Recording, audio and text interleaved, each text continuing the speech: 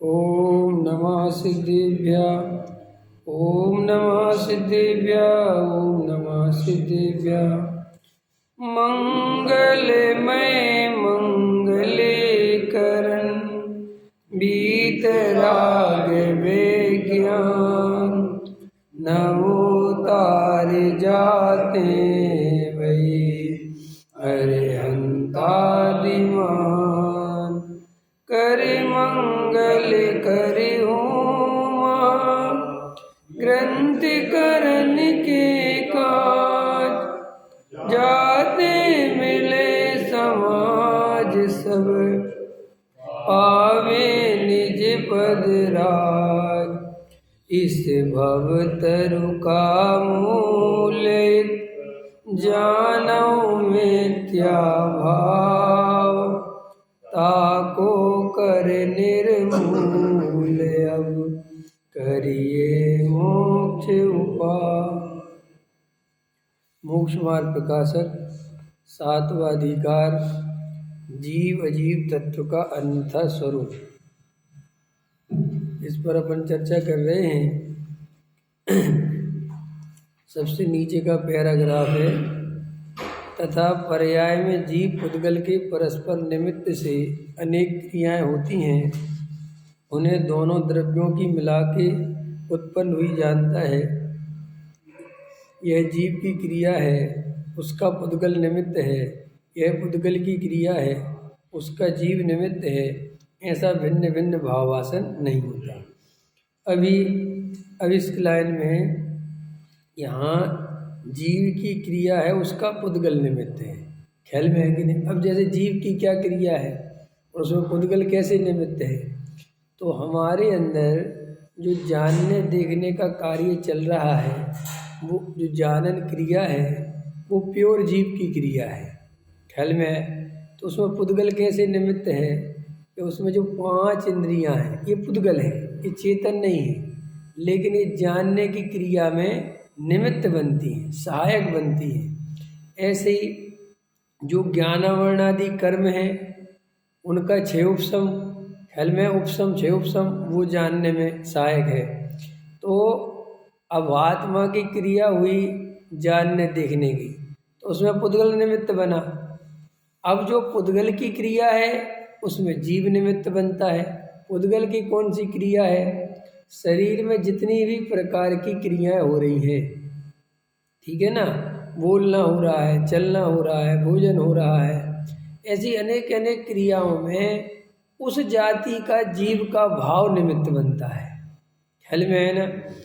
जैसे मैं अभी बोल रहा हूँ, तो ये बोलने की क्रिया केवल और केवल पुद्गल की है, इसका कर्ता जीव नहीं है। लेकिन जीव का इसी समय बोलने का परिणाम कि मैं बोलूं, क्योंकि पुद्गल तो सोचता नहीं कि मैं बोलूं, सोचने की क्षमता तो किसके अंदर है? जीव के अंदर। तो जीव को ऐसा विकल्प आया कि मैं 8:15 बजे बोलूँगा, और मैं 8:15 बजे बोलने लगा। तो अब बोलने की क्रिया किसकी है? जड़ की। और बोलने का भाव किसका है? जीव का। तो वो जो बोलने का भाव है वो है निमित्त, और जो क्रिया है वो है जड़, माने वो उपादान है, माने वो उसका कर्ता है। उपादान और निमित्त की जो डेफिनेशन है उसका सिर्फ इतना सा अर्थ है, उपादान माने जो उसका कर्ता है, और निमित्त माने जो कर्ता नहीं है, कर्ता के जैसा दिखता है। अंतर समझ में आया? उपादान करता हुआ दिखता नहीं है, करता हुआ तो कोई क्योंकि वो उपादान तो जैसे जीव का जीव में है, जड़ का जड़ में है, लेकिन एक दूसरे में वो निमित्त हैं, तो ऐसा लगता है कि मैं बोलता हूँ। तो ये सारी कंडीशन है जीव और पुद्गल के बीच में। अपन विगत दिनों से ये चर्चा चला रहे हैं कि ये कंडीशन होने के कारण जीव को शरीर और आत्मा का भेद ज्ञान नहीं हो पाता। भेद ज्ञान नहीं हो पाता मतलब भेद ज्ञान करना चाहे तो हो जाए। ये सबसे बड़ी प्रॉब्लम तो ये है कि जीव भेद ज्ञान करना ही नहीं चाहता। क्यों नहीं चाहता? क्योंकि वो शरीर और संयोगों में इतना मस्त है, इतनी सुख की कल्पना हो गई है कि वो सारा अपना योग उपयोग उन्हीं में खर्च करता रहता है। उसे देह और आत्मा अलग अलग है, ये वाला विज्ञान, ये वाला साइंस, इसको जानने की कोई विशेष इच्छा नहीं है। क्यों नहीं है? क्योंकि जीव के अंदर एक सिस्टमेटिक सिस्टम ऐसा है कि जीव सुख चाहता है। जीव क्या चाहता है? सुख। हम सब क्या चाहते हैं? रात और दिन हम सुख चाहते हैं। और हम सुख चाहते हैं तो हमें सुखी होने का जो उपाय दिखता है वो उपाय बिना सिखला ही करता है। जैसे पैसा सुख का कारण दिखता है। जैसे छोटा बच्चा है, शुरू से वो देखता है कि भाई 10 रुपये देते हैं पापा, और किसी भी दुकान पे जाओ, मन की टॉफ़ी खरीद लो, मन का खिलौना खरीद लो, तो उसे ऐसा समझ में आने लगता है कि जो पैसा है ये सुखी होने का उपाय है। इसलिए आप देखोगे 5 साल के बच्चे, 4 साल के बच्चे, पापा बहुत पैसा कमाओ, पापा और पैसा लाओ। उनसे पूछो कि तुम क्या समझते हो पैसे के बारे में, क्या चीज़ होती है पैसा? तो वो कहते हैं हम इतना समझते हैं कि पैसे से सब दुख दूर हो जाते हैं। पकड़ में आया? तो देखो, उस बच्चे को ना तो हमें पैसा कमाने की शिक्षा देनी पड़ी, ना पैसा क्या काम करेगा ये समझाना पड़ा, उसे सब समझ में आ गया। क्यों आ गया? बच्चा तो छोटा है, तो समझ में कैसे आ गया? जे त्रिभुवन में जीव अनंत, सुख चाहे दुखते भयवन। संसार में जितने भी जीव हैं सब सुखी होना चाहते हैं, ये बिल्कुल परम सत्य है। इसलिए वो बच्चा भी सुखी होना चाहता है, तो वो देखता है कि टॉफ़ी मिल जाती है और टॉफ़ी खाने में मज़ा आता है, खिलौना मिल जाता है उसके साथ खेलने में मज़ा आता है। तो सीधा सा गणित है, और ये सब चीज़ें पैसे से मिलती हैं, तो उसके अंदर अपने आप पैसा चाहिए। पैसा कैसे कमाया जाए, कैसे आता है, वो अपने आप क्रम से उसको सीखता चला जाता है और पैसा कमाने में लग जाता है। बराबर हुआ? हमें किसी ने सिखाया तो नहीं कि पैसा कमाओ पैसा कमाओ। उल्टा कभी कभी माँ बाप ये तक कहते हैं कि अरे अभी तुम्हारी उम्र नहीं हुई कमाने की, ख्याल में है कि नहीं, अभी पढ़ तो लो। वो कहता बहुत पढ़ लिया, और पढ़ लिख के करना क्या है? क्या करना है? पैसा ही तो कमाना है ना, तो अभी कमाने दो ना। पकड़ में आया? तो देखो, आप अच्छे से समझ लो कि जे त्रिभुवन में जीव अनंत, सुख चाहे दुख दे भयवन। तो हम दुनिया में वो ही पुरुषार्थ करते हैं, उसी पर फोकस करते हैं, उसी पे मेहनत करते हैं जिसमें हमें ये लग जाए कि इससे हम सुखी हो जाएंगे। बिल्कुल सरल होगी बात। अब देह और आत्मा का भेद ज्ञान हमें बार बार समझाने पर भी कि जे देह और आत्मा अलग अलग हैं, ये दोनों एक नहीं हैं, तो भी हम इनका भेद ज्ञान क्यों नहीं करते? पैसे का नहीं समझाया किसी ने कि पैसा कमाओ, लेकिन अपने आप समझ में आ गया। और देह और आत्मा अलग अलग हैं, ये दोनों मिलकर एक नहीं हुए। ऐसे अनेक ज्ञानी भगवंतों ने, आचार्य भगवंतों ने हमें समझाया, और हमने मंदिर में आकर, स्वाध्याय में आकर ये बात सुनी भी। लेकिन हमारी पैसा कमाने की जैसी रुचि है, मकान बनाने की जैसी रुचि है, बच्चों को सेट करने की जैसी रुचि है, वैसी रुचि देह और आत्मा का भेद ज्ञान करने की नहीं है। तो प्रश्न ये है कि क्यों नहीं है? आखिर हम क्यों नहीं चाहते देह और आत्मा का भेद ज्ञान करना? क्योंकि हमें इसमें ऐसा लगता है कि क्या सुख हो जाएगा। पकड़ में आया? पैसा कमाएंगे तो सुख हो जाएगा, मकान बनाएंगे तो सुख हो जाएगा। और जो देह और आत्मा का भेद कह लो जी, हमने मान लिया थोड़ी देर के लिए कि देह और आत्मा अलग अलग है, क्या मिल गया? प्रश्न समझ में आया? लॉजिक समझ में आया? क्या मिल गया? ठीक है जी, आपने कह दिया कि आत्मा अतीन्द्रिय सुख का घन पिंड है और आत्मा ऐसा है, और ठीक है जी, मान लिया। क्या मिल गया जी? प्रश्न है ना। लोग ध्यान करने बैठते हैं तो कहते साहब ध्यान में कुछ मिलता जुलता तो है नहीं। ख्याल में क्या मिल गया जी? ठीक है, हमने आधा घंटा अपने को ऐसा बैठ गए और ठीक है शांत हो गए, ठीक है थोड़ी देर की शांति मिल गई, शांति से क्या होता है? क्या प्रश्न है? शांति से क्या होता है? क्या करेंगे शांति का? शांति का चार्ट डालें? मतलब अब देखो अपन कितने बेहोश हैं कि वो पूछ रहा है कि शांति का क्या करें। तो उससे पूछो कि तुम ये जो मकान दुकान रुपया पैसा जोड़ रहे हो और ये इकट्ठा कर रहे हो और सारी ताकत लगा रहे हो, इससे क्या मिलेगा? ये काय के लिए कमा रहे हो, काय के लिए कर रहे हो ये? तो कहेगा शांति से बैठेंगे, बाद में इकट्ठा कर लें। तो अभी वो शांति अंतिम लक्ष्य क्या है? शांति। तो हम तुम्हें बिना दौड़ लगाए शांति सिखा रहे हैं, ये शांति हमें पसंद नहीं है। बोलो अरविंद जी, शांति से बैठना है, काहे के लिए पैसा जोड़ रहे हैं? पंडित जी बस शांति से बैठेंगे। तो कुल मिला के शांति चाहते हो ना, लेकिन देह और आत्मा के भेद ज्ञान से जो शांति मिलेगी वो शांति तुम्हें पसंद नहीं है। पकड़ में आया? इसलिए दुनिया में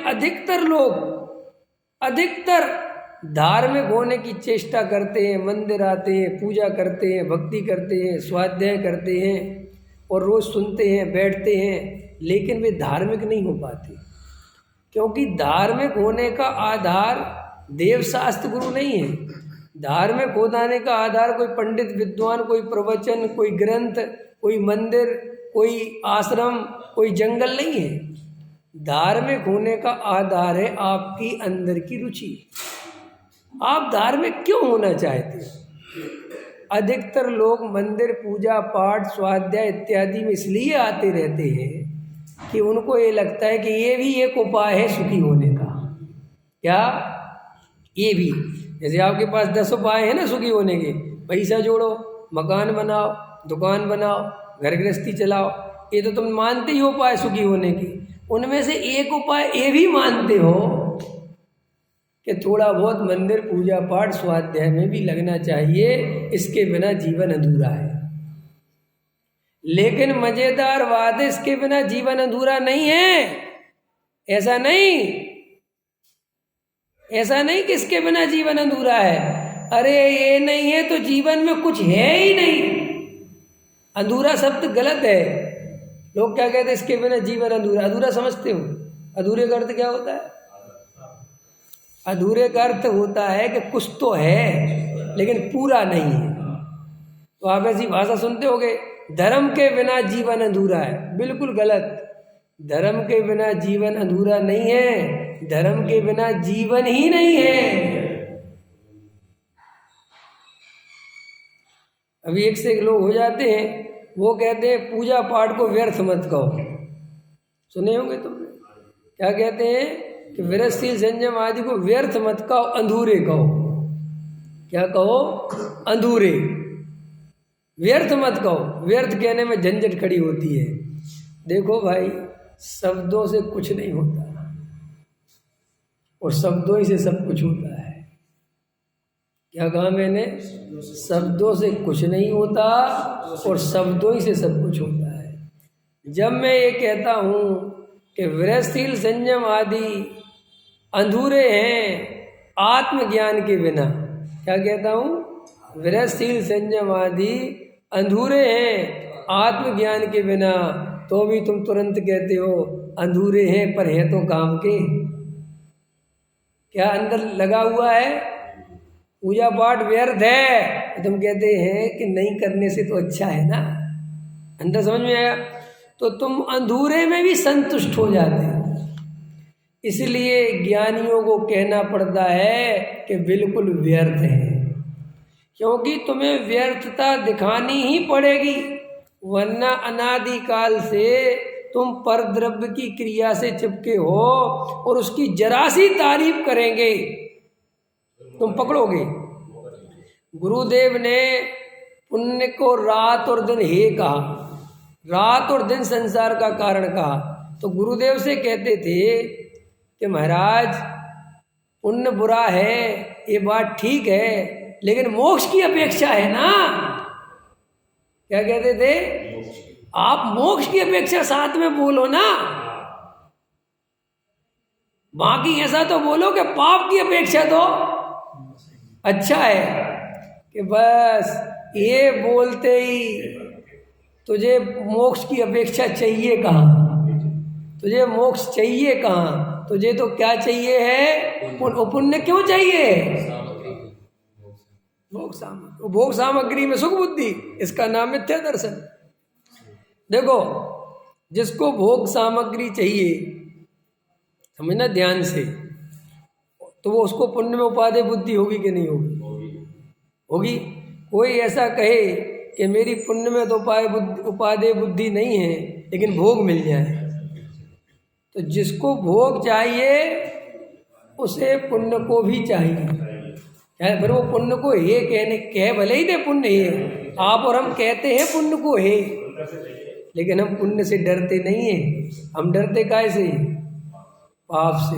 पाप से क्यों डरते हो रमेश जी, पाप से क्यों डरते हो? हाँ, पाप से इसलिए डरते हो कि ये संस्कार डाला है कि पाप का उदय आएगा तो महा दुख मिलेगा। पकड़ में तुम ये मत सोचना कि तुम बहुत मोक्ष मार्गी हो गए हो और बहुत तुम्हें आत्मा समझ में आ गया है, इसलिए मैं तो पाप को तो हे समझता ही हूँ, अरे मैं तो पुण्य को भी हे समझता हूँ। ऐसे मत समझना, तुम्हारे पुण्य पाप के हे समझने में भी भेद है। तुम पाप को जैसा हे समझते हो वैसा पुण्य को नहीं समझते, और पाप को जिस कारण हे समझते हो उस कारण पुण्य को हे नहीं समझते। समझ में आया? इसलिए हम शरीर और आत्मा का भेद ज्ञान नहीं कर सकते, लेकिन कोई ये कह दे ये पूजा पाठ करो तो ये करते हो। पूजा पाठ की शिक्षा दी, तुरंत करने लगे। कब से कर रहे? बचपन से कर रहे। लेकिन हमने बचपन से ही तुम्हें बताया था भेद ज्ञान करो, वो क्यों नहीं किया? क्यों नहीं किया बताओ? और अभी भी पंकज जी लगता है कि मैं आत्मार्थी हूँ, मुझे मोक्ष जाना है। ये सब बातें भी अंदर जाके ईमानदारी से देखोगे तब लगेगा कि मैं ये भी बहुत चीज़ें हवा में बोलता रहता हूँ, मुझे मोक्ष जाना है, मुझे संसार में अच्छा नहीं लगता, संसार में कहीं सुख है ही नहीं। ये बातें भी अंदर में जाके देखोगे तो अंदर में देखोगे कि इन बातों पर मैंने कभी गहराई से कोई विचार किया ही नहीं है।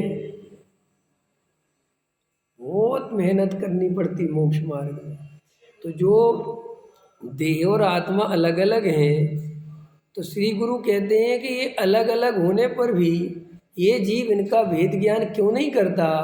तो उसका कारण ये है भेद ज्ञान नहीं करने का कि ये भेद ज्ञान से मैं सुखी हो जाऊंगा, ये बात समझ में नहीं आती। पकड़ में आया? क्योंकि उसको लगता है कि इससे क्या फर्क पड़ता है, देह और आत्मा को अलग अलग मानो या एक मानो। अब मैं इसको समझाऊंगा कि क्या फर्क पड़ता है, वो समझो। वो अगर समझ में आ गया तो सब समझ में आ जाएगा कि भेद ज्ञान क्यों जरूरी है। तो हाँ, बहुत अच्छा प्रश्न है। सुख को समझना बहुत जरूरी है कि सुख क्या है।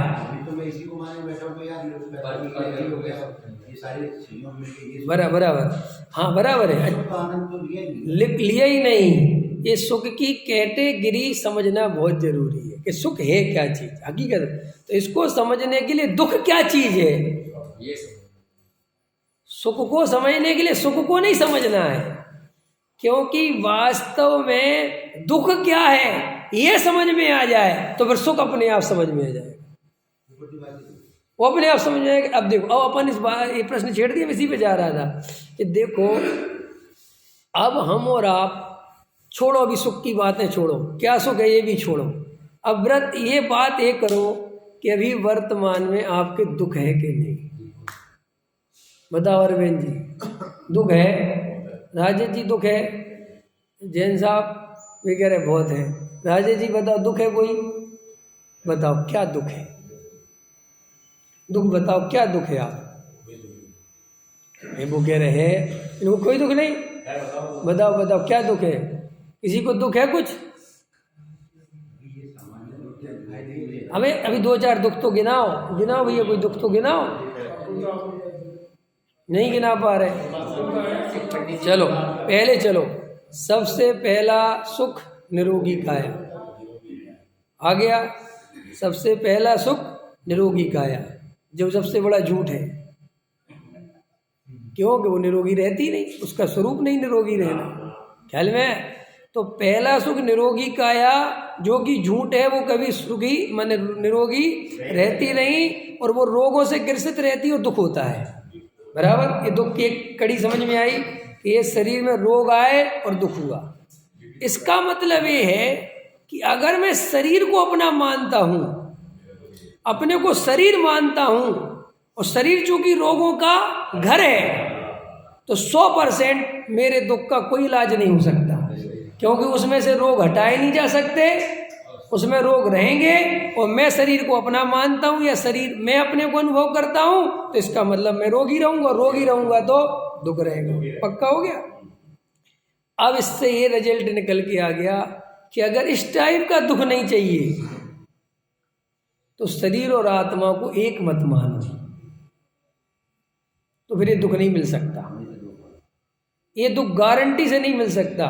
और चाहे तुम जितने उपाय कर लेना, चाहे जितने डॉक्टर, चाहे जितनी दवाएं, आयुर्वेदिक, एलोपैथिक, कुछ भी कर लेना, थोड़े दिन सही रहोगे, और वो भी कहने को रहोगे, फिर भी उसमें कुछ ना कुछ तकलीफ चलनी है। चलो कुछ नहीं तकलीफ, तो कम से कम भूख प्यास की तकलीफ तो रहेगी, पसीने की, ठंडी की, गर्मी की, सर्दी की तकलीफ तो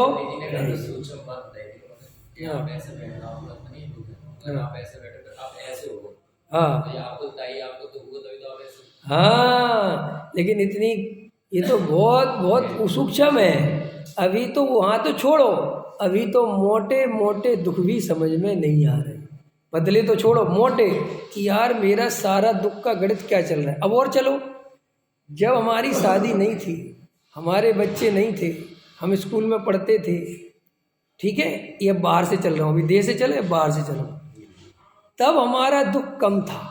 ये बात मानते हो? अरे मानते हो कि नहीं मानते? मानते, हाँ सर। अब जब तुमने शादी करी और बाल बच्चे हुए, इसका मतलब दुख कई गुना बढ़ गया। तो दुख कहाँ से आया? दुख कैसे आया? दुख आपके बढ़ने से बढ़ा है, दुख कहीं से आया नहीं है। आपने देखो कितना सरल है भेद ज्ञान समझना। आपने एक लड़की से शादी करी जिसे आप दूर तक नहीं जानते थे, फिर उसमें आपने एकत्व किया। ऐसा तो नहीं था कि शुरू से, शरीर में तो चलो मान भी लो कि भाई शुरू से एकत्व था, लेकिन ये शरीर से घटित हो जाएगी ये बात। आपने अपने सामने होश पूर्वक, आप देख सकते हो कि मैं इस लड़की को बिल्कुल नहीं जानता था, दूर दूर तक मेरा कोई संबंध नहीं था, ना मेरे गांव की थी, ना मेरा कोई देखना ना मतलब, और फिर भी इससे मेरी शादी हुई, मैंने इसमें एकत्व किया, और एकत्व होते ही उसके सारे सुख दुख मेरे सुख दुख बन गए। अगर वो हंसे तो मैं हंसूं, अगर वो रोए तो मैं रोऊं, बराबर हो गया। ऐसी पत्नी भी पति की तरफ लगा लेना। अब यहाँ से दुख अपन समझ रहे, दुख की कैटेगरी कि दुख कैसे बढ़ता है। चलो अभी तक इतना ही था कि एक व्यक्ति से शादी करी थी, पति पत्नी थे, दोनों का था, सास ससुर के दुख अपने दुख नहीं लगते थे, देवर जेठानी के दुख अपने दुख नहीं लगते थे। किसका दुख अपना लगता था? केवल पति का, क्योंकि ये कत्व किसमें किया था?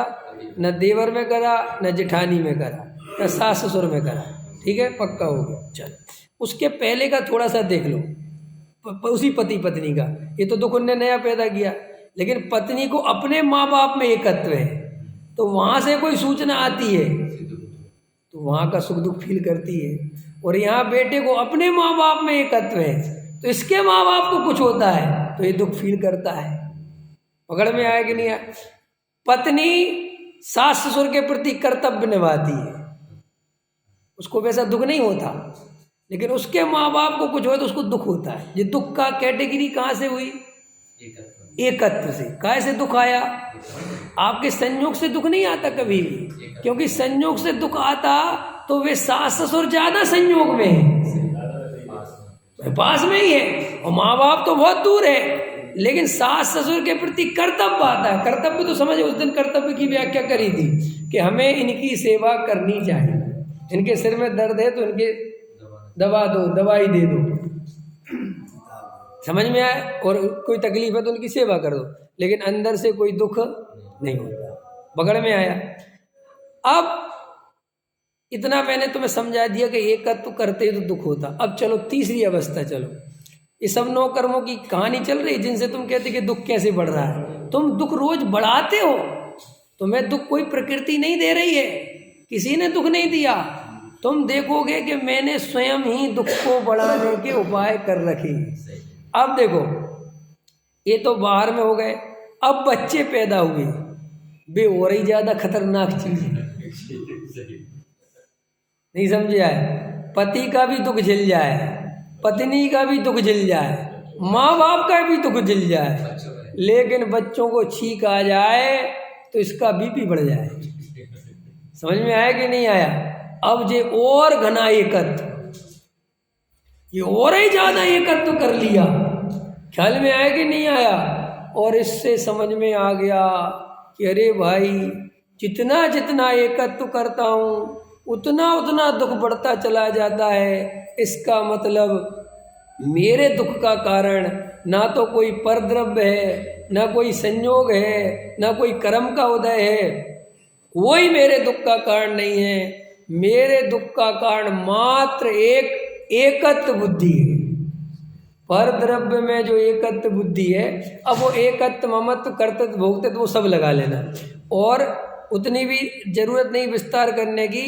इन सब का नाम मिथ्या दर्शन है। इन सब का नाम क्या है? इसलिए श्री गुरु कहते हैं सारे दुखों का कारण एकमात्र मिथ्यात्व है। सबसे बड़ा पाप मिथ्यात्व है।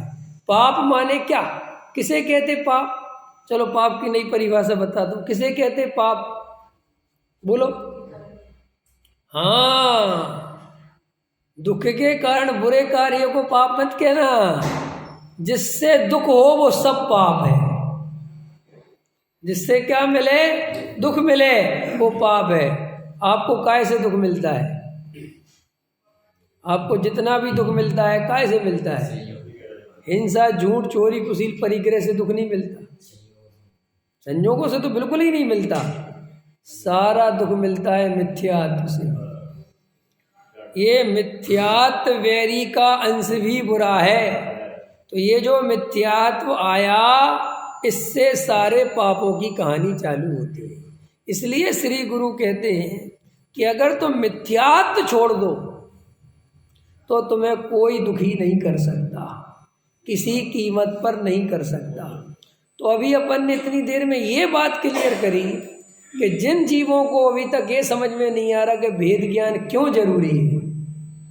जो बच्चे प्रश्न पूछते क्या करना भेद ज्ञान करके, इसलिए करना कि अगर भेद ज्ञान नहीं करोगे तो तुम चाहे जितने पैसे जोड़ो, चाहे जितने बड़े पद पर चले जाओ, चाहे ऑफिसर बन जाओ, जो बनना है वो बन जाओ, सुखी नहीं हो सकते। कि आपको कैसे पता कि जो उन पदों पर जाके बैठे हैं, जो ऑफिसर हैं, जो बड़े बड़े नेता हैं, अभिनेता हैं, जाके उनसे मिला और उनको देखो कि क्या वे सुखी हैं। और वेद ज्ञान से सुख होता है ये कैसे पता चले? कि जिनके पास वेद ज्ञान की कला है, चाहे भले ही वे झोपड़ी में रहते हों, चाहे वो भले ही जंगल में रहते हो, चाहे उनके पास एक टाइम की रोटी नहीं हो, उनके चेहरे की मुस्कुराहट बताएगी कि वेद ज्ञान में सुख है। सिकंदर का उदाहरण दिया था कि नहीं? तो देव और आत्मा का भेद ज्ञान क्यों करना जरूरी है? आज के बच्चे बहुत पूछते कि साहब क्या रखा धर्म में? धर्म तुम्हें इस एकत्व करने से बचाता है। धर्म तुम्हें ये बताता है कि ये परद्रव्य हैं, ये तुम्हारे अनुसार परिणमन नहीं करेंगे, इन्हें तुम अपने अनुसार परिणमन कराने की मत सोचो। ये परद्रव्य रहेंगे, ये कभी तुम में मिलकर एक नहीं होंगे। और अगर तुम इन्हें एक करने की कोशिश करोगे तो दुखी होगे, और तुम्हें दुख होगा तो सारा जीवन आकुलता में बीतेगा। और दुख से सब बचना चाहते हैं, तो बस धर्म ये सिखाता है कि भाई ये दुख से बचना हो तो एकत्व मत करो। अब इसमें क्या नया धर्म, क्या पुराना धर्म? अब पूरी वैज्ञानिक बात हो गई कि नहीं हो गई? ये तो विज्ञान ही मानता है ना कि शरीर जन्म लेता है, फिर जवानी, बचपना, बुढ़ापा ये सब आता है, उसमें रोग आते हैं, सब डॉक्टर भी आखिर कहते ही है ना जब कोई तकलीफ, देखो भैया ठीक हो जाओगे, कोई बात नहीं मासी, तो वो शरीर तो ऐसे ही रहना है यार, उसमें तो कुछ ना कुछ होना है। वो खुद ही कहते ना ये बात, वो ये तो नहीं कहते कि नहीं तुम पूरी तरह हमेशा स्वस्थ रहोगे, वे खुद कहते हैं कि भाई ये शरीर है, ये तो ऐसे ही रहेगा। माने कहीं ना कहीं धर्म वे भी तो स्वीकार कर रहे हैं, धर्म भी तो यही कह रहा है। अगर तू डॉक्टर बन गया है, ठीक है, और तू इतना बढ़िया बड़ा सा बड़ा डॉक्टर बन गया, तो तू जिम्मेदारी लेना कि मैं शरीर में तेरे कोई रोग नहीं होने दूंगा, तब मैं तेरे साइंस को साइंस मानूंगा। लेकिन तू कैसा डॉक्टर है, इतना बड़ा ऑपरेशन करता है और कहता भगवान की इच्छा होगी तो देखेंगे भैया अपने हाथ में कुछ नहीं।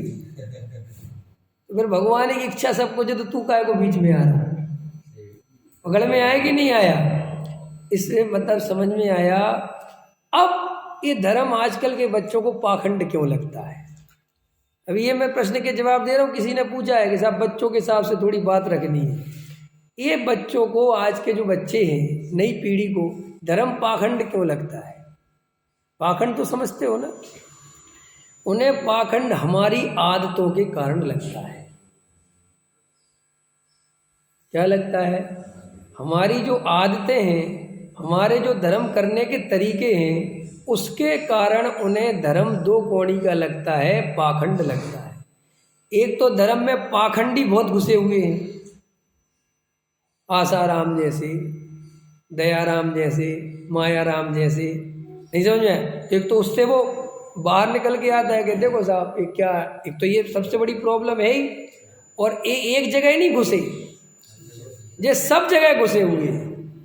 इसलिए उनको लगता है कि देख लो तुम्हारी जिंदगी के वहाँ कुछ बोलते हैं और अंदर खाने देखो क्या है। इससे पाखंड निर्मित। पाखंड का अर्थ ही होता है बाहर कुछ अंदर कुछ, इसका नाम पाखंड है। तो अब एक तो धर्म को, फिर दूसरी बात, ये तुम्हारे पूजा पाठ अनुष्ठान, ये तरीके, ये मंत्र पढ़ लो इससे तुम्हारे दुख दूर हो जाएंगे, ये ताबीज पहन लो इससे तुम्हारे दुख दूर हो जाएंगे, मंदिर में सिद्ध चक्र विधान करा दो सारे पाप कट जाएंगे, ये सब चीज़ें तुम्हारे बच्चों को जो पढ़ लिख गए हैं उन्हें कहीं ना कहीं पागलपन दिखता है। और वे जितने जितने वैज्ञानिक होते जाएंगे उन्हें उतना उतना पागलपन दिखेगा। ये अलग बात है कि वे ही बच्चे जब उन पे कोई विपरीत स्थिति बनेगी, कोई पाप का उदय स्थिति बनेगी और कोई तकलीफ आ जाएगी, तो वे ही बच्चे भले ही भय के कारण वो ताबीज पहन लें। क्या कहा मैंने? भय के कारण भले ही वो मंदिर आने लगे, भय के कारण भले ही सिद्ध चक्र विधान रचा लें। समझ में आया? वे ही बच्चे जो अभी कहते हैं इनमें कुछ नहीं है, क्योंकि भय आदमी से कुछ भी करवा सकता है। पॉइंट नोट किया जाए, भय व्यक्ति से कुछ भी करा सकता है धर्म को छोड़कर। क्या? भय व्यक्ति से कुछ भी करा सकता है धर्म को छोड़कर। तुम भय के कारण आत्मानुभव नहीं करोगे, हैं? ना ना, धर्म नहीं होता, धर्म का भ्रम होता है। ख्याल में है ना? ये बात ठीक है। यही तो जीवन चला जा रहा है। अरे अभी भी धर्म हो रहा है कि नहीं हो रहा है? हैं? धर्म हो रहा है कि नहीं हो रहा? अभी हो रहा है रमेश जी? नहीं हो रहा तो रोज क्या करने आते हो? वाह, ये मुमुक्षु का लक्षण है। वाह वाह, ये है गुरुदेव के भगत। करना चाहिए, ख्याल में आया ना, लेकिन हमें धर्म नहीं है। तो असली धर्म कब करोगे कि वो हमें पता नहीं। ये धर्म है नहीं और ये हमें पता है, इनसे धर्म होता नहीं, लेकिन हम करेंगे यही क्योंकि करना चाहिए। वो असली धर्म कब करोगे? असली धर्म का वो अगले भाव में करेंगे।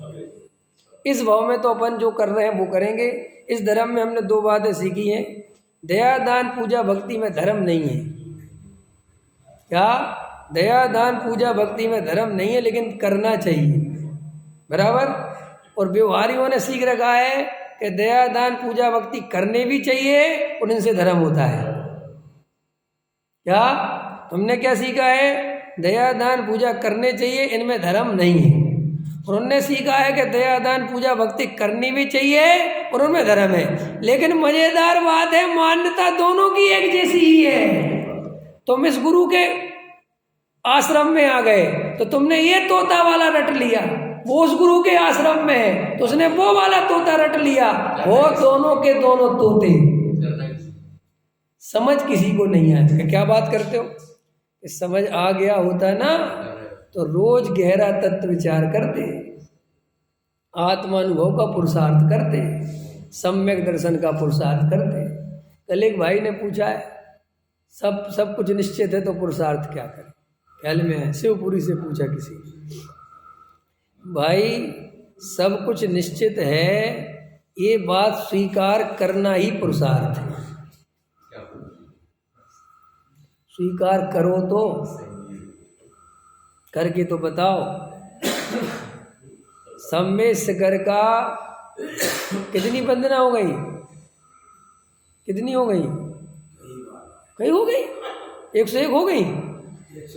101 तो नहीं हुई ना। 1008 वंदना कर लो। कितनी? 1008। इससे आगे तो नहीं होता, क्योंकि 1008 है बस भगवान के नाम। फिर भी अपन 10,008 ले लो, 1,08,000 ले लो, इतनी वंदना कर लो। समझना ध्यान से, उसमें जितना पुरुषार्थ नहीं है जितना पुरुषार्थ इसमें है, सब कुछ निश्चित है। ये बात स्वीकार कर ले। तुम ऊपर ऊपर कहते हो सब कुछ निश्चित है, अंदर तो एक दिन की रोटी भी निश्चित नहीं मानती। और तो छोड़ो, पकड़ में आया। अब इधर से चलो, बहुत समझो शांति से भैया। धर्म वैज्ञानिक धर्म है, विज्ञान में और धर्म में कोई अंतर नहीं है। जैसा साइंस अपने से टू द पॉइंट बात करता है, बिल्कुल टू द पॉइंट साइंस बोलता है पानी 100 डिग्री पे उबलेगा, न 99 डिग्री पे उबलेगा न उधर। वो कितना? 100 माने 100।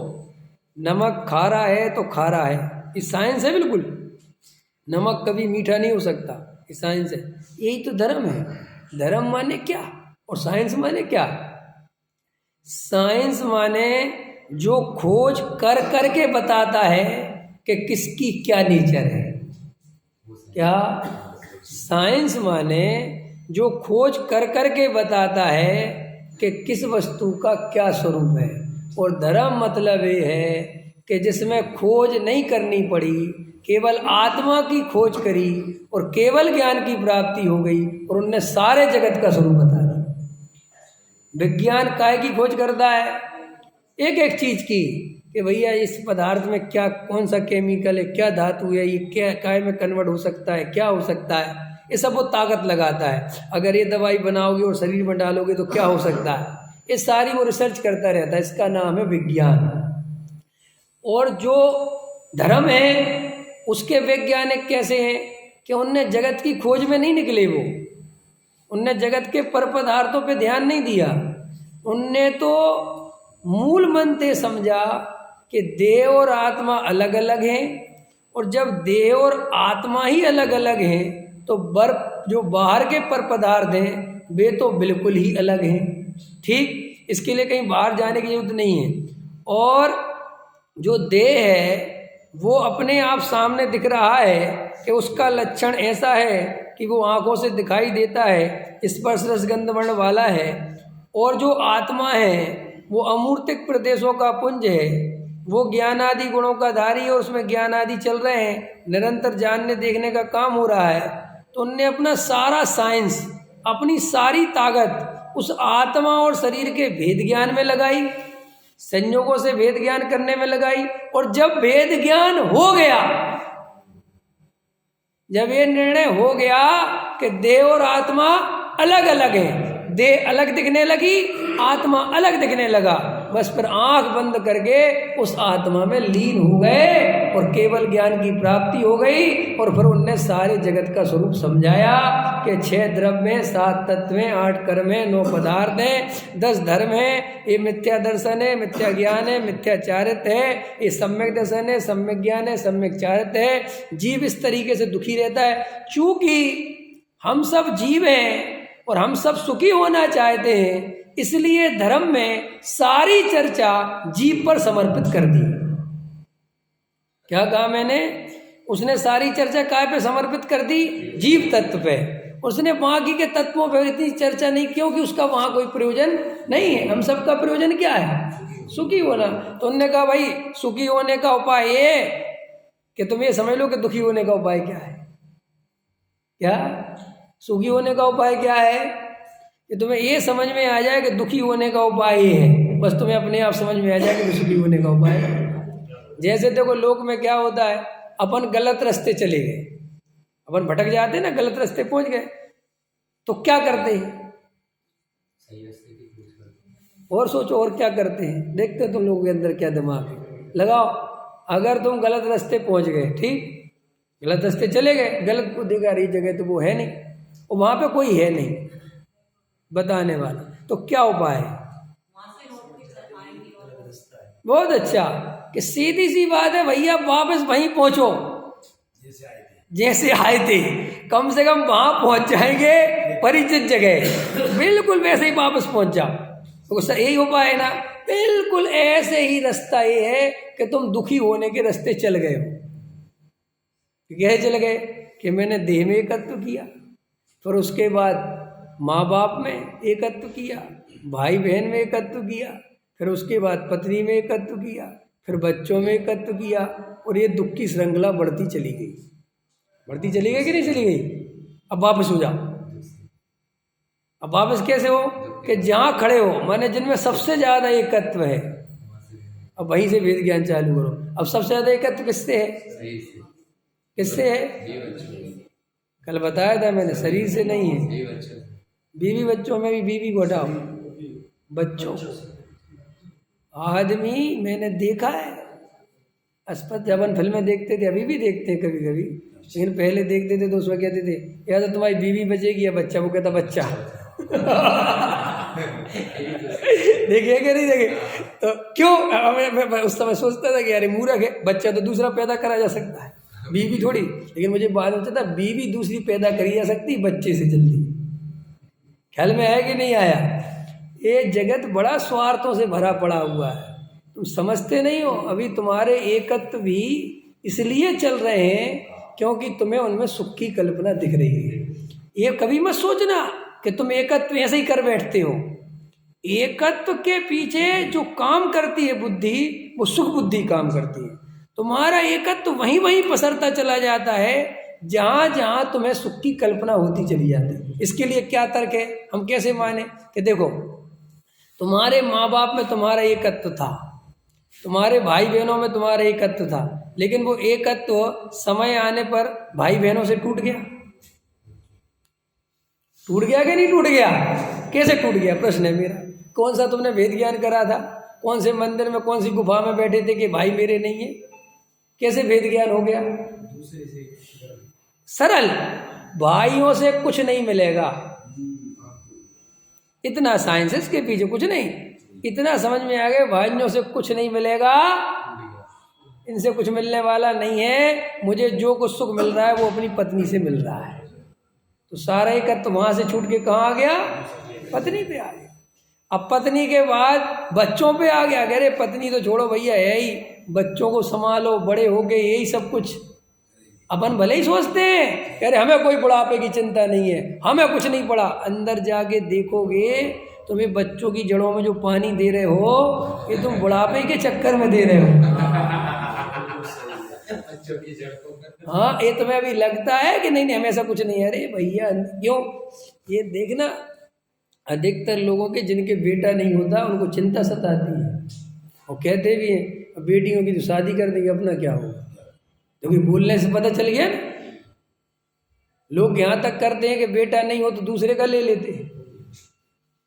ख्याल में है ना? वो ये सब तुम्हारे बहाने हैं, कुल परंपरा और कुल की चिंता, ये सब बेकार की बात है। कुल बुल किसी को नहीं पड़ा, असली दिखाई देता कि बाद में आएगा कौन, समझ में आए? लेकिन वो डाइट कहने से अच्छा है कि तुम जो दो चार बातें खोज के रखते हो कि इनको कह देंगे जी हमने, वैसे तो कुछ बात नहीं है, हमें तो किसी की जरूरत है नहीं, लेकिन अब आगे का वंश कैसे चलेगा? ये सब तुम्हारे वंश कुछ नहीं, क्योंकि मैंने यहीं लोगों को वंश की चिंता खत्म होते देखी है। जब हम पे दुख आता है ना, तो हमें कोई वंश दिखाई नहीं देता। क्या दिखाई देता है? कि मैं रह जाऊं, चूल्हे में गया वंश। ये सारा जगत अत्यंत स्वार्थ बुद्धि से चलता है। लेकिन चूंकि तुम इतने बेहोश रहते हो कि तुम इतने गहराई में नहीं जाते कि ये सब चल क्यों रहा है। अगर तुम उसकी गहराई में जाओगे तो तुम्हें बिल्कुल जैसे सामने पिक्चर दिखती है ऐसे अंदर की सब पिक्चर दिखेगी कि मैं ये सब क्यों कर रहा हूँ। अभी मैंने एक पीछे के प्रवचन में लिया था, तुम्हारा एक भी भाव, एक भी विकल्प बिना प्रयोजन के नहीं आता। अब तुम्हें ऐसा लगता है कि नहीं मुझे तो बहुत व्यर्थ के विकल्प आते, वो व्यर्थ के नहीं है, वे तुमने कहीं ना कहीं सोच रखी, वे तभी आ रहे हैं। ये अलग बात है कि तुम इतने बेहोशी में हो और तुम्हें पता नहीं चलता कि तुम क्या इकट्ठा करते चले जा रहे हो। नहीं समझ में आया? तुम्हारे थैले में से जो जो सामान निकल रहा है वो इकट्ठा किसने किया? बाद में अपने नहीं कहते पता नहीं इस बैग में से क्या क्या निकल रहा है, क्या क्या निकल रहा है, किसी दूसरे को दिया था क्या है? और पत्नियां तो गजबई होती हैं, समझ में आया? इतना बैग भारी क्यों हो रहा, मुझे क्या पता है? तुमने ही तो भरा है, हमें नहीं पता, तुमने जो जो बताया तो वही भरा है। ऐसा ऐसे नमक सब्जी में डाल देंगे, अपन कहेंगे नमक खारी, हमने तो नहीं डाला था, पता ही नहीं क्यों खारी हो गई, अपने आप ही हो गई। मुझे तो क्या मतलब ऐसी ऐसी अपन बेहोशी बातें करते कि सोचते ही नहीं कि यार ऐसे कैसे हो जाएगा। नमक जब तक ज़्यादा नहीं पड़ेगा तो खारी कैसे हो जाएगी, अपने आप थोड़ी हो जाएगी। लेकिन आप निरंतर अपने दोषों को छुपाने में लगे रहते हो और अपने दोष दूसरों पर डालने में लगे रहते हो, इसलिए लोगों को कर्म का उदय सबसे अच्छा लगता है। मेरी कोई गलती नहीं है, गलती किसकी है? कर्म की, और कर्म से मेरा कोई मतलब नहीं, मैं क्या करूं, किए किसने? जे कर्म पूरब, तो पूरब में कौन था? कोई और था, हम थे। लेकिन बता रमेश जी तुम इस जन्म में कोई पाप नहीं कर रहे, सारे जितने भी पाप के उदय है वो कौन से जन्मों के आ रहे हैं? क्योंकि आदमी पूरब के कह के बहुत खुश होता है, इस जन्म के कह के उसे बहुत तकलीफ होती है, क्योंकि इस जन्म में मैं और पापी नो, इस जन्म में तो मैंने खूब दया दान पूजा भक्ति करे, खूब बढ़िया बढ़िया, इस जन्म में साहब कोई गलती नहीं की है। वो तो जो कुछ भी होगी वो किस जन्म में, पिछले। सुनो, तुम्हें पिछले जन्म का कोई भरोसा नहीं है। सुनो, पिछले जन्म, अगला जन्म, समझना ध्यान से, स्वर्ग नरक, इस सब भरोसे सम्यक दर्शन के पहले नहीं आते। क्या कहा मैंने? सम्यक दर्शन होगा तभी तुम्हें स्वर्ग नरक का असली भरोसा आएगा। अभी तुम्हें कुछ नहीं आता, ये तो तुम ऊपर ऊपर बोलते रहते हो कि नरक और स्वर्ग, अंदर देखोगे तो तुम्हें आत्मा दिखेगा, तब ये जगत में पूरा भाव और अगले भाव दिखेगा। क्यों कि अगर तुझे वास्तव में अगले भाव की बात होती तो तू इस पर्याय में एकत्व कैसे करता? इसी पर्याय के बारे में क्यों सोचता रहता? मुझे अगले भाव की भी बात ऐसी आती है जो चिंता करते हो, वो इसलिए करते हो कि दिखता तो है ही कि भैया जीव चला गया, मैंने पर्याय खत्म हो गई, तो थोड़ा बहुत अगली पर्याय का विकल्प कर लेते हो कि कहीं जाए। अंदर में जाने की इच्छा बिल्कुल नहीं है, लेकिन जाना पड़ेगा ये भी जानते हो।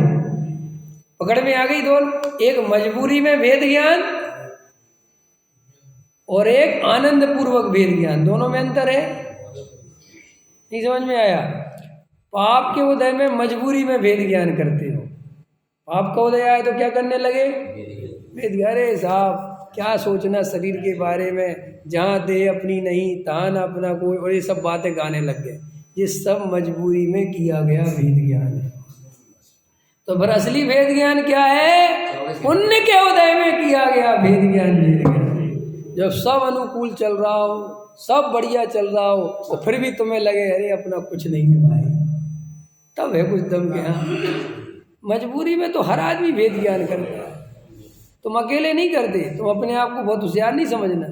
मजबूरी में हर आदमी कहता है भगवान तुम ही हो पालन हारे जानन हारे, बचाओ तो बचाओ, नहीं तो कोई बात नहीं। ये सब व्यर्थ की बातें हैं, ये सब उस समय को ऐसे करके अपने को संतुष्टि देनी है।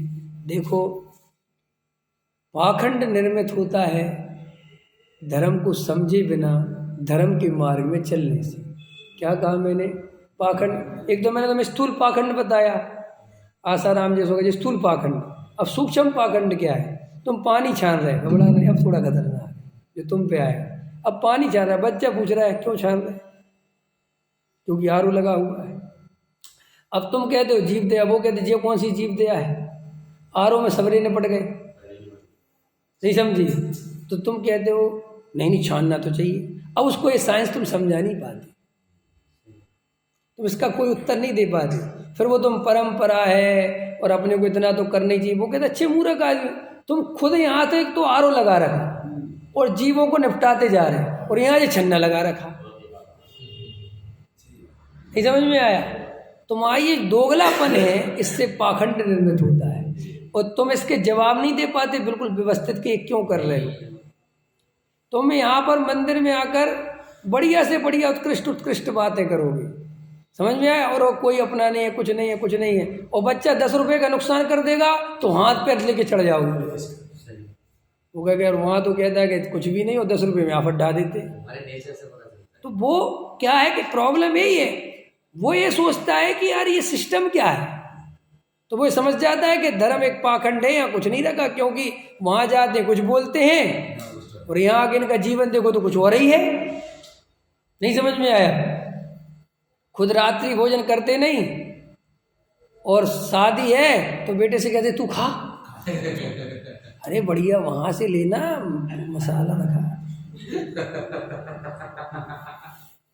वो अपनी तरफ देखता है, भले कहता नहीं, वो देखता तो है। ख्याल में है कि जी हमें पूरे मसाले बताते फिर रहे, इसमें चटनी लगा के खा रात के 10 बजे, समझ में आएगी ना? तो समझ जाता है कि ये सब आप समझिए, वो खाने पाखंड नहीं है, मैं उस तरफ नहीं जा रहा, मैं तुम्हारे तरीके जो है। और फिर बीच बीच में भाषण भी देते रहो, ऐसे रात में खाना नहीं चाहिए, गलत। अब लेकिन खा ले, अच्छे से खाई ले, खा रहा है तो खा ले। अब अंदर का चोर बताओ, तुम चाहते क्या? क्या चाहते हो तुम चाहते हो खा ले, और नहीं खाए तो तुम्हें ही पछतावा लगे। इसलिए आदमी क्या करता है, तो कहता है चलो रे चलो शादी में चलो, कि रात की है, कि मैं तो नहीं खाऊंगा, तुम लोग तो खा लेना, लिफाफा तो दे नहीं है। अब देखो इसके अंदर यही अपने को कहता है कि मैं रात की भोजन का त्यागी हूँ। नहीं समझ, अंदर समझ में आएगी नहीं? ये सब मैं इसलिए बता रहा हूँ कि तुम चोर नहीं पकड़ोगे अपने, तो कब तक कैसे सुधरोगे भाई? हाँ, हर किसी को नहीं आएगी, तुम्हें तो आ रही। हाँ, ये बात तो पक्की है। मतलब अपने को जगत में बिल्कुल निर्णय करके चलना है कि जिस सब मायाचार छोड़ो, जो पाखंड से आपके बच्चे समझ नहीं पा रहे हैं। आपके बच्चे समझ रहे हैं यार पापा क्या इधर, तो पता हो क्या रहा है कि वो भी समझ जाता है कि मंदिर पूजा पाठ ये तुम्हारे जो भी है ये सामाजिक कार्य है। क्या समझता है भाई? पंकज जी जाके पूछ लेना नमन से, वो तुम्हारे धर्म को सामाजिक कार्य समझता है। क्या समझता है? इससे समाज में जुड़े रहते हैं, एक व्यवस्था। कई लोग तो बोलते हैं कि तुम्हारे बच्चे कौन से मंदिर से जुड़े? पापा हमारे पापा उस मंदिर से जुड़े, हम उस समाज से जुड़े। बोलते कि नहीं जोड़ते हैं? अब उधर बोलता होगा हमारे पापा 2 मंदिर के प्रधान है कि नहीं? राम गली में अलग प्रधानी चल रही, भीम गली में अलग चल रही, और युधिष्ठिर की तैयारी है 10 नंबर की है, ख्याल में टिकट की भी तैयारी है। पकड़ में अरे मैं मजाक, अरविंद जी से मित्रता खास है, जिनसे हमारी मित्रता खास होती है उनकी मजाक बनाता हूँ ताकि वो बुरा ना माने। क्योंकि जिनसे नहीं है रमेश जी, तुमसे नहीं, तुम्हारी नहीं बना।